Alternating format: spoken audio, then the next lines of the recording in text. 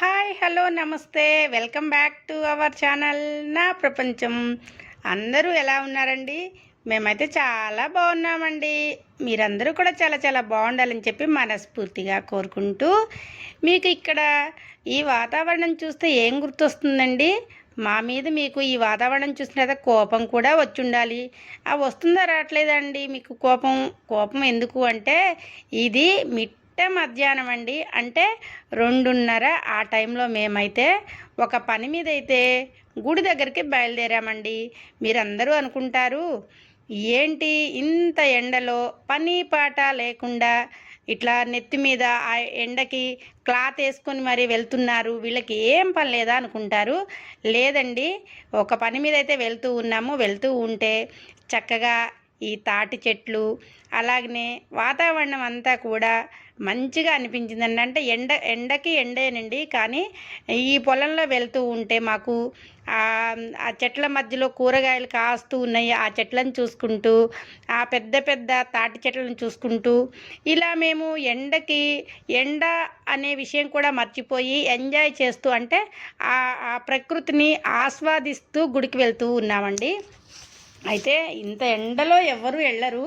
కాకపోతే మేమైతే ఒక పని తప్పకుండా వెళ్ళవలసిన పని ఉండి అక్కడికైతే వెళ్తూ ఉన్నామండి. అంటే ఎర్లీగానే వెళ్దాము అనుకునేసరికి అనుకోకుండా గెస్ట్లు వచ్చారండి.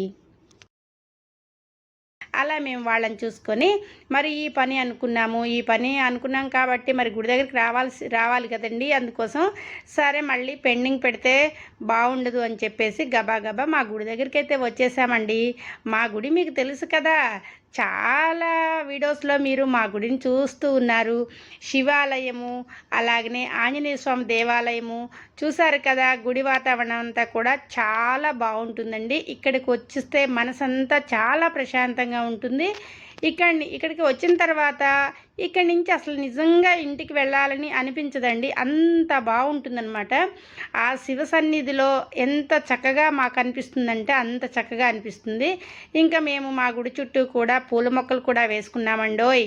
పూలు కూడా చక్కగా ఎండకి మరి చెట్లు మంచిగా ఉండవు, ఎండిపోతాయి అంటారు. మా దగ్గర మాత్రం చెట్లు చూడండి ఎంత చక్కగా పూలు పూసినాయో. ఇది లైట్ పింక్ అనమాట, లైట్ పింక్ మందారం చెట్టు.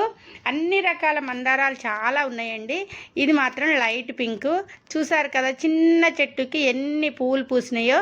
అదండి మా గుడి దగ్గర విశేషం.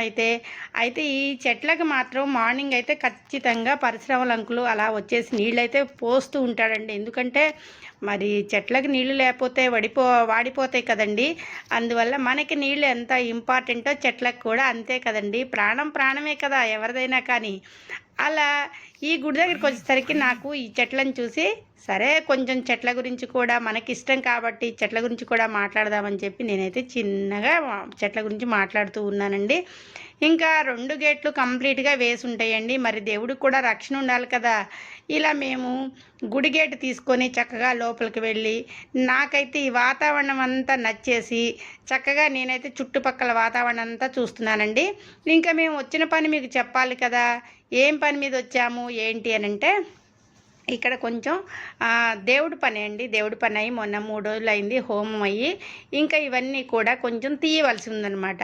ఇంకా ఆ రోజు కొంచెం తీయాతి కాలేదు. అందుకోసం ఆ పని మీద వచ్చామండి. ఎందుకు అంటే చేసిన వాళ్ళు తీస్తేనే ఫలితం కాబట్టి తను తీస్తూ ఉంటే తనకు తోడు మేము వచ్చామండి. అది విషయం అన్నమాట. మరి ఎండలో ఒక్కదాన్ని పంపించలేం కదా.